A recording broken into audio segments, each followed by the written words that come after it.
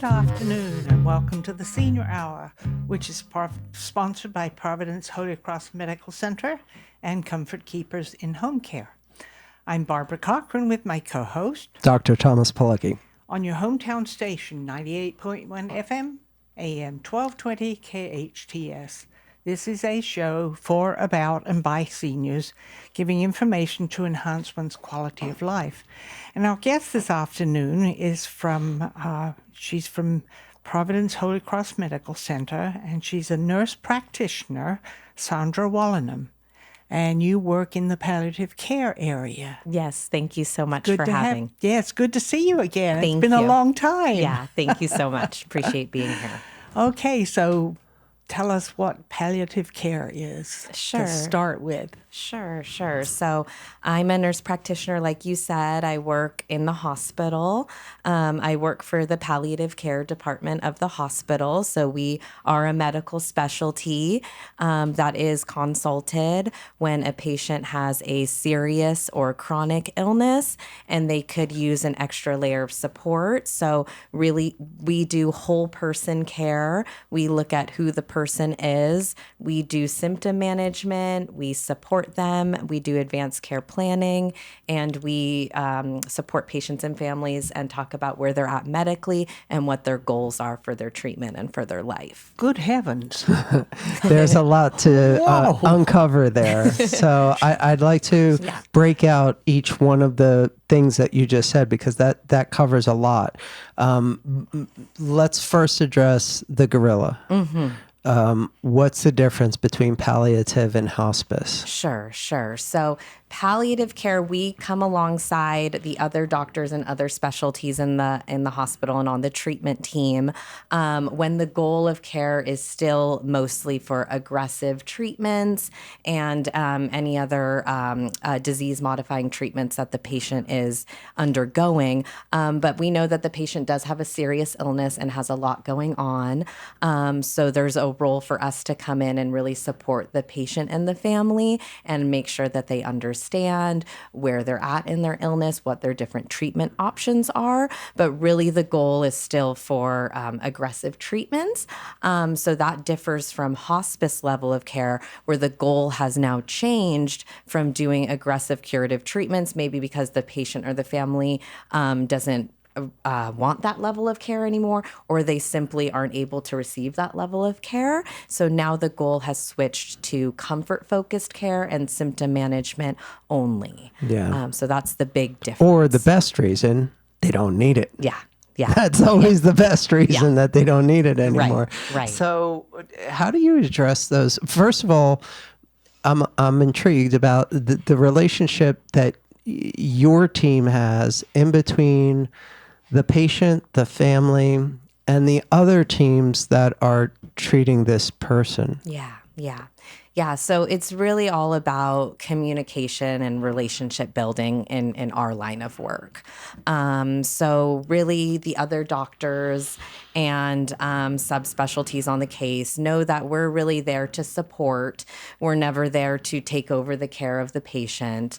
So the physicians, I think, feel very supported by us and rely on us a lot to, do a lot of the communication between them and the family. So really, they know that we're there to support them and to support the family, and really to make sure that we're treating this patient and family the way that they want to be treated medically. Yeah, of course. So in other words, you talk with the families of the patient and the patient, him or herself. And then you communicate with the doctors. Yes. So you're the middle person, so to speak. Yeah, and vice versa as well. We talk with the different physicians on the case and see what the plan is and what the options are, and make sure that the patient and family understand those options and the plan for them, and make sure that they, are in line, that their goals are in line with that. So when do you go from palliative care to hospice care? Yeah. Is there a line there? There's a line, and it's different for everyone. And that's why our medical specialty is so unique and so important. We really do a lot of work in getting to know the patient and getting to know who they are as a person, what's important for them, what their quality of life means, and where kind of their disease comes into that. So we really do a lot of relationship building to see, what quality of life is for them, and if the treatment options that we have for them are in line with that. And, for some people, they would want to, as long as there's a treatment option available, they would want to keep going with active, aggressive treatments. For other people, that they might not want those treatments. So we really do a good, I think a good job in communicating all of that with the patient, family, and the different physicians to make sure that the patient's treated the way they want to be treated. Yeah, those can be some tough conversations, though. Yeah, definitely. Especially, and I hate to even bring this up, but especially when the patient wishes, the family wishes, may be that they want as aggressive treatment as possible, but they can't. They can't afford it. The insurance doesn't cover it. And then you've got to, that is a tough conversation. Yeah, yeah. Well, It is. in Russ's case, he didn't want further treatment because the doctor had told me he's never getting better. He's only going to get worse. And so we went from, the aggressive care straight over to hospice because he said no. Yeah. What's the point? As much as he was able to. Right. And I agreed with him. It wasn't an easy thing to do, but why keep him there? Just to keep him there. Right. That's not quality of life for him. No, it isn't. Yeah. And it wasn't quality of life. Right. And when he went into the hospital is when it started going downhill, his quality of life, because he knew and I knew he was never coming home, although he was given an option of going to a nursing home, and he said absolutely not. Sure. He did not want to go. Yeah. And I said, no. I said, look, he'll stay in the hospital. Right. And that is a conversation we have quite often, is there's many things we can do medically, but are they the right things to do for you in this case, according to your goals, according to what you deem to be quality of life? Yeah. So it's a complex conversation. It is. It's very complex. Yeah. And, if you put someone in a nursing home, they don't get the care that they would get if they were in the hospital. Right. It's just okay, maybe every 4 hours, maybe every 6 hours or something like that, because they're busy. They've got a place full of people who are going through very similar things. Yeah. And Russ didn't want that. He said, absolutely not. He says, I'll pay to stay in the hospital, which is what happened. He stayed there until he passed away, and he was happier that way. And I think, a lot of elderly people would rather have it that way. Sure. That's my feeling. I've spoken to a lot of elderly people that I know. They don't want to go into a nursing home. Right. Yeah, well, there's a stigma to even the word nursing home. I'm sure just like anything else out there, there are probably some amazing facilities out there. Absolutely. But the idea of a nursing home is not typically good. And just like palliative care, the idea of palliative care is kind of like angel of death. Right? So that's why we're having you here, because we want to clear some stuff up. Right? So what do you feel is the biggest challenge of your job?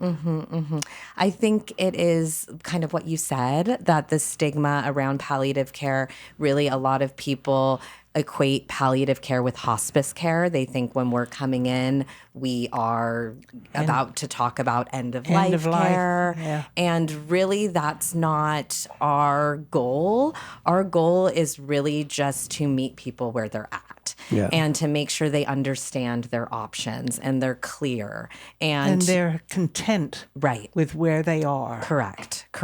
So we really come in with no agenda. We are physicians and nurses, so we have medical knowledge, so we can guide them and recommend different treatment options. But at the end of the day, we just want to make sure they understand where they're at, they have a voice in their care, and what they want is what we're doing. Right. So that's really our objective. And that's very important. Yeah. Very important. Thank you. To a patient. It really is. Yeah. So I think once we, and the culture of the hospital makes a big difference. We're very accepted in our hospital and we're very integrated. So it's becoming less and less scary. I see over time, physicians definitely, they rely upon our service. They're glad when we're involved. Sure. Because it takes the burden off of them a little bit as well, because they're so busy doing so many things. And with so many different patients. Yeah. In so many different places. Right. Oh, yes. So I think probably just the hardest part is getting past that stigma and also working just to educate everybody more about what we can do and working towards getting a consult to our service earlier in the disease trajectory so we have more of an impact and so the patient has more of a voice versus being consulted when they really just need hospice care because their disease has progressed so far along. So that's so I the think challenge. you just answered it, but I'm going to ask the question anyway. You told me what the most challenging part of your job is. What's the most rewarding part? Yeah. I love my job. I love my job. It's not something everybody can do, but we're all going to need this level of care at some point. A lot of us, we're living longer, and with longer life, we have more chronic illness popping up, more chances of getting diagnosed with a serious illness. Don't talk about that, please. Please. Let's leave that off the table. Yeah. Because I'm getting older. Yeah. Not old, older. Yeah, for And sure. I'm getting up there. Yeah. Close to 90. And Whoa. and in our home-based palliative care, there is a lot of really healthy, wonderful, thriving 90-year-olds that they follow. And they don't do too much. They just follow along and make sure that they're comfortable in their home and their symptoms are managed and everything like that. So I love being able to be there with patients and families in some of the hardest parts of their lives and making sure that they're advocated for and what they want is what we're doing. So I find it a privilege to be in that space with people. It's a sacred space in my opinion, and to care for people and families in that way. Yeah, Now, that's do awesome. you have family of your own who are getting older and are going to need this kind of care? Yeah, potentially. My grandparents are actually very, well and healthy and mobile and everything like that. My parents are technically elderly, but they're also doing okay. But yeah, we have all had conversations around their wishes should it come to that, just so I'm prepared to be able to care for them the way that they would want to be cared for, which I think is an important conversation no matter what you have going on in your life. Unfortunately, we all have a born date and we all have a dying date, and we should really have those conversations with our loved ones just to make sure that our voice is heard and our wishes are heard should we ever need to be spoken upon. And do we need to take a break right now? No, not yet. Because I was wondering about getting into the directive, the healthcare directive, and having things written down. Yeah, that's critically important. But right now, what I'd like to focus on, one of the things you said was the home care. Now, I know you're strictly hospital based, but what kind of advances have you seen in your team, your palliative care team, that are changing the way that it's all done? So yeah, we are seeing home-based palliative care becoming more of a thing, and that's when there's a group of physician, nurse practitioner that go see patients in the home. So we kind of continue that care from the hospital to the home. They do the same thing we do in the hospital, symptom management, and continue to check in with the patient and the family on their goals and follow along in their disease trajectory. So we're seeing that insurance covering that more often, because it is showing that when you have that continuity of care and that kind of extra layer of support, it is helping patients stay home and out of the hospital and have their symptoms managed. So that is something that is becoming more prevalent. Also, I'm seeing families and patients, like you've talked about before, having the long-term care insurance, and they've gotten it like 30 years ago, dipping into that. So that's always something that you want to have in the back of your mind. If your loved one becomes ill and needs more like long-term care, you could look into if your family member is insured by those groups, and they can provide. Wise to get that at an early age, right, rather than a late age. Correct, because at a late age, you're probably not going to be insured. That's but right. At an early age, you will be insured, and you could potentially use it. Yeah, So that's why I got it. Russ said, no, we don't need that. I got it anyway, and I'm so glad it did, because I think when you were here before, it paid over 2/3 of his home care bill, which was enormous. Right. Because 24-hour home care is not cheap. And rightfully so, because those ladies, and most of them are ladies, they really do a job. You know, because when I would go to sleep at night, I was relieved because I could go to sleep and get a 6 to 8 hour night's sleep and know that Russ was taken care of. Right.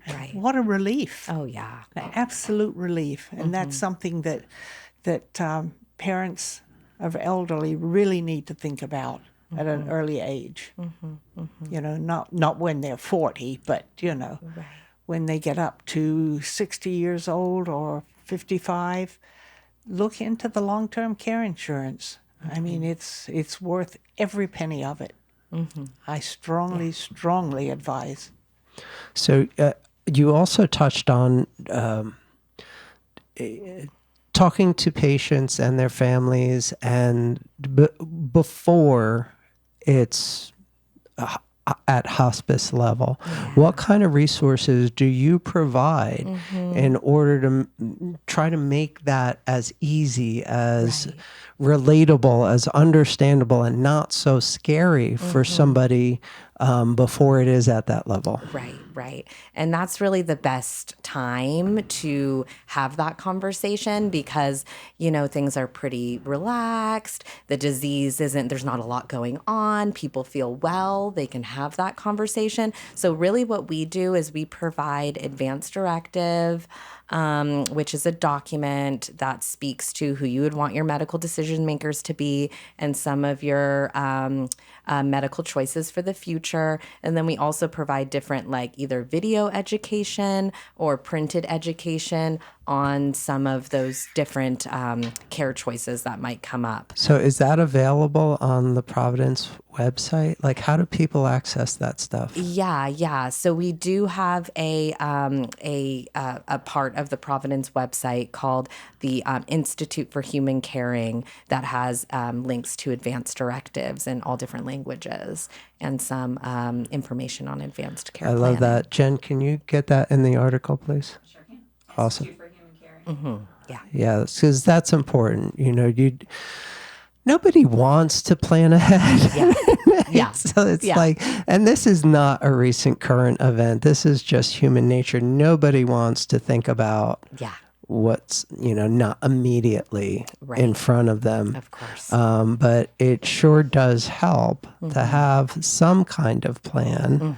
We know this is going to happen every single time. You know, it's going to happen. So why not have a plan?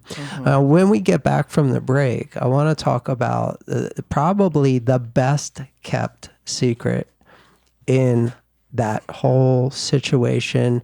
You touched on it already, but I really want to get into what's now known as the Advanced Care Directive that you just kind of skimmed the details on, but how critically important this can be, and when is it appropriate to talk about these things? You've been listening to the Senior Hour, KHTS FM 98.1, AM 1220, hometownstation.com. Welcome back to the Senior Hour. I'm Barbara Cochran with my co-host, Dr. Thomas Polucki, on your hometown station, 98.1 FM, AM 1220 KHTS. And we're speaking with a palliative care nurse from Providence Holy Cross by the name of Sondra Wollenman. It's good to see you Thank you. still. You're Thank here you. for the full hour. Yep. And Thank you. I think during the break or before the break, we were going to talk about Advanced Care Directives. Yeah, there are definitely some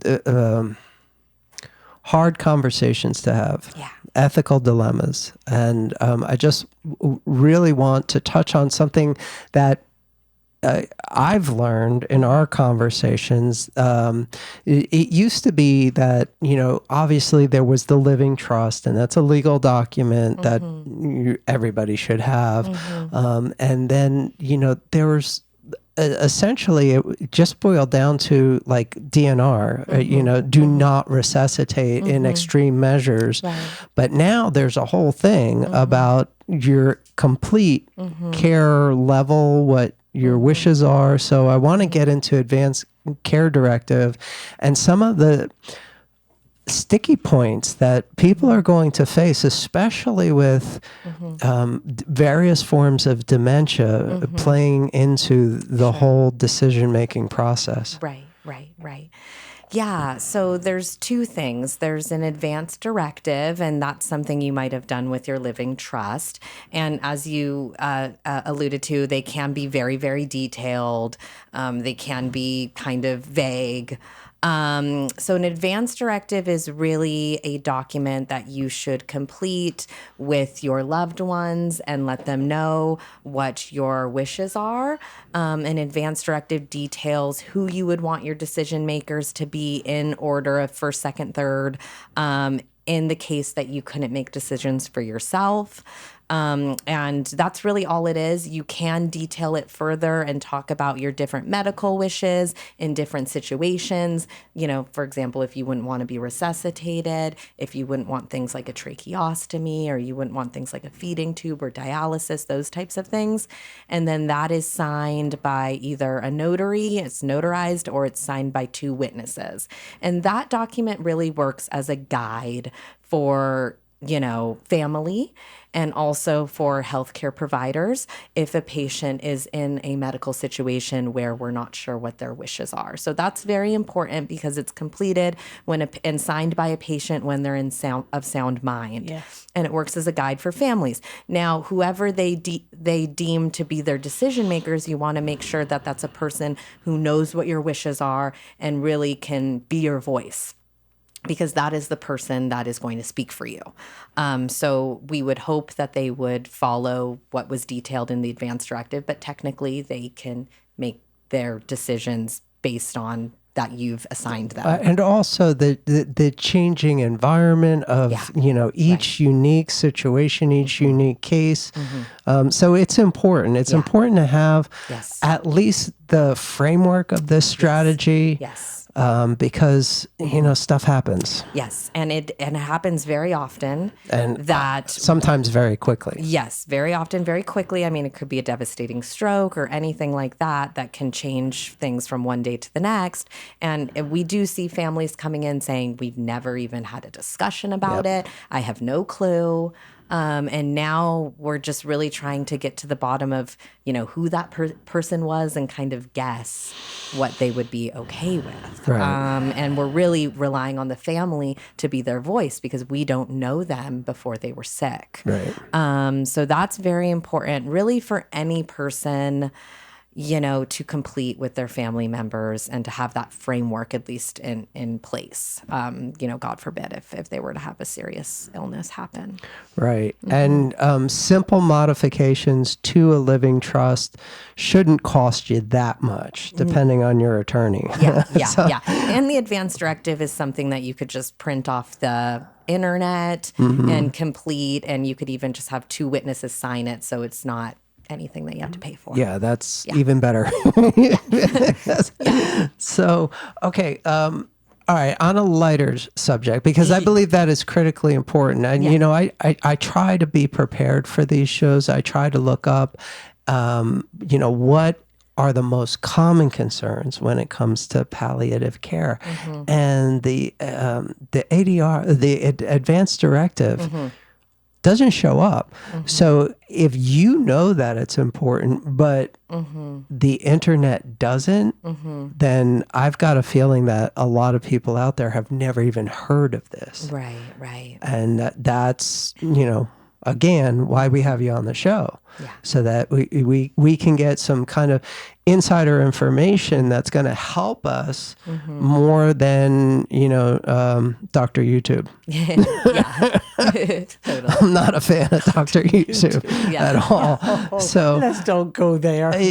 but that being said, you know, technology is amazing. There are amazing things happening in tech every single day that are literal game changers in every field of healthcare and every healthcare science. Yeah, and So- sometimes you hear things like, "What? I didn't know that." Yeah. 'Cause that has happened to me. Right. You know. Yeah. What?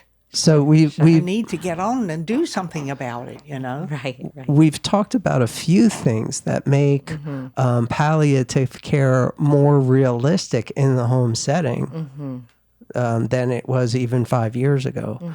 But what kind of changes do you see coming in the next, let's say, 5 years in your field? I think we're just going to become more integrated into all areas of healthcare in the hospital and in the home setting. I think people will, as people get older and need our services more, or more, you know, illness is happening, unfortunately, I think we'll be more integrated. I think our area of medicine is very relationship based. So, you know, things like technology will assist us, but there'll always be a need for actual people to do this type of work. I'm very fortunate because I have a son and daughter Yeah. who come down, Right. and in between times, I also have a young lady who used to take care of Russ, Oh. and she's always said to me, "Call me anytime you need anything, and you cannot have somebody else do it. Call me. I will be there." And she's even picked me up from here on occasion when I've been here and been at the doctor's office. And she takes care of elderly kids. She calls them her kids, but they are elderly and who have problems, you know, taking care of themselves. So she has 4 or 5, and many times they're in the car with her when she comes to pick me up, and we chatter back and forth, you know. Yeah. So it's really it's interesting. It really is. So I understand your the need for someone Right. like you. Thank you. It's very, very important. And maybe I'll be seeing you one of these days. Not anytime soon, I hope. No. I plan to keep on kicking for a long time. That's right.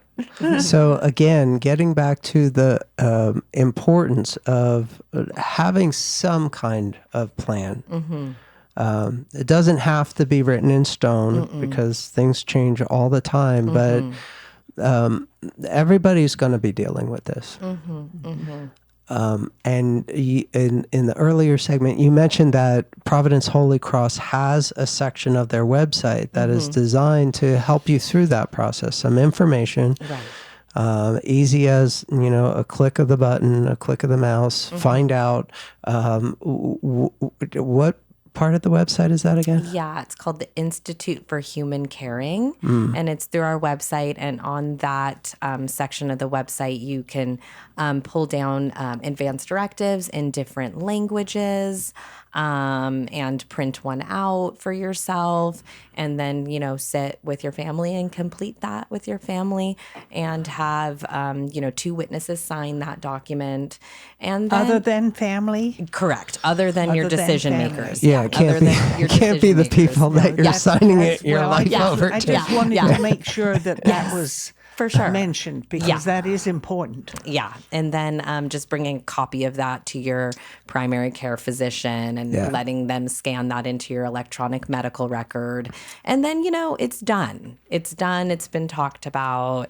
And, you could put it away, and, you only need to have that conversation again as life evolves and things. Yeah, getting back to the living trust, we have to almost rewrite it every 10 years just because there's yes. so much change Right. all the time. And the some of the people that we put in those positions aren't around anymore. Correct. Yes. So yeah, I think it's critical to review that information maybe every 5 years at this point. Yeah, and I would agree with that too. That when we see documents in the computer and they were completed like 15 years ago, Yeah. we definitely want to revisit. A lot's happened. People have progressed in their illnesses. We want to revisit what their wishes are because they likely have changed. So. Yeah, of course. Yeah, critically important. Yeah. So I know you love your job. It's obvious. What would your advice be to someone looking into the field of nursing, and why you were so strongly drawn towards doing a lot of extra steps to become a nurse practitioner and palliative care certified on top of that? Because that's a lot. That's like doctor level stuff. Oh, thank you. Yeah. So what's that all about? Yeah. So I would say anyone who has a heart to become a nurse should, go for it. Nurses are not one specific type of person. They come in many different shapes and sizes with many different backgrounds. A lot of people go into nursing as like a second career because they felt called to it through their own experience or through a loved one's experience. So, as long as you have a caring heart and you're a hard worker, I would say those are the 2 main things in nursing. And then, I wanted to go further and become a nurse practitioner because I saw a need there. I wanted to be on that level to really be able to interact with patients and families and have that ability to influence their lives and care for them in that way. And I naturally kind of went into palliative care because I, was an RN in oncology. And so that's kind of the people that I always wanted to care for. I always wanted to challenge myself medically because oncology is changing, new medicines, new treatments. Thank goodness. Yeah. Patients can be very sick. There's a lot of education there, and there's a lot of psychosocial.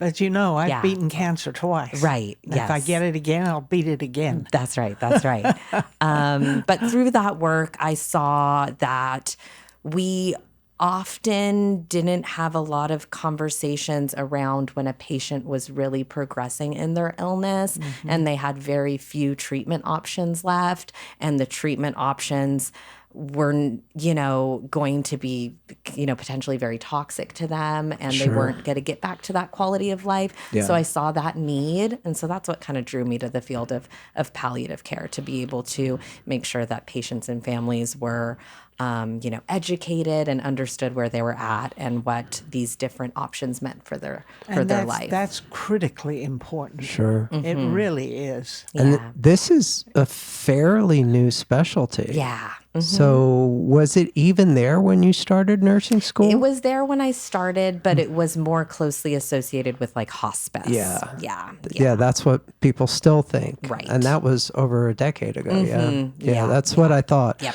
So a lot's changed. Yeah. A lot will change. Yep. About the only thing we can count on is change. Yeah. So, what's your number one most important thing that you want to get across today? Yeah, I would say two things. That if you or your family member encounters our service, palliative care coming in, we are really just there to support you. We're not there to have an agenda or have a specific agenda that we want to implement. We're there to support you, so don't be scared. We're really just there to support you where you're at and make sure that you understand your different options and things like that. So What do you mean different options? for treatment based on the disease that you have. I see. Yeah, Okay. yeah. I think that the model of palliative care should be at every level. Yeah. Every level. Right. If you just need some stitches, there should be a palliative care consultant just for the patient advocacy. I know. Yeah, because you never know. You don't necessarily know. get that right. when you might be dealing with something that is very serious to you. It may not be immediately life-threatening, but you're going through some stuff. Yeah. Right. And that's something we do too, is try to educate other providers, physicians, that they provide a level of palliative care too to every single patient and every single family. So I think that's where our field will go too. Will be more just, physicians themselves will be learning more about symptom management, more about advanced care planning, and being able to provide that level of care at a lower level than we do. Fortunately, we won't have to go to the doctors. We have our information right here. There you go. We know who to call. That's right. We got to turn you into an app. There you go. See how that goes. We'll be back with some final thoughts. You're listening to the Senior Hour, KHTS, FM 98.1, AM 1220, hometownstation.com. Welcome back to the Senior Hour. I'm Barbara Cochran with my co-host, Dr. Thomas Polucki, on your hometown station, 98.1 FM, AM 1220 KHTS. And we're speaking with Sondra Wollenman she's a palliative care nurse from Providence Holy Cross. And what would we like to end our session with? Oh, sure. So I think we were just talking a little bit about the kind of just takeaways that we want to take away from our talk today, and about, palliative care. And I had just mentioned that, palliative care is not end-of-life care. That if you ever encounter us in the hospital or at home, we are really just there to support a patient and a family in what they're going through with their serious illness. And just wanted to leave everyone with that little tidbit, and also that no matter where you are in your life or at your stage in your life, or with different illness going on that you're living with, that it is important to talk to your family about your healthcare wishes and to document those wishes in an advanced directive, and let your family know what those wishes are. So God forbid, if anything were to occur and you needed someone to speak on your behalf, they would feel confident to do that.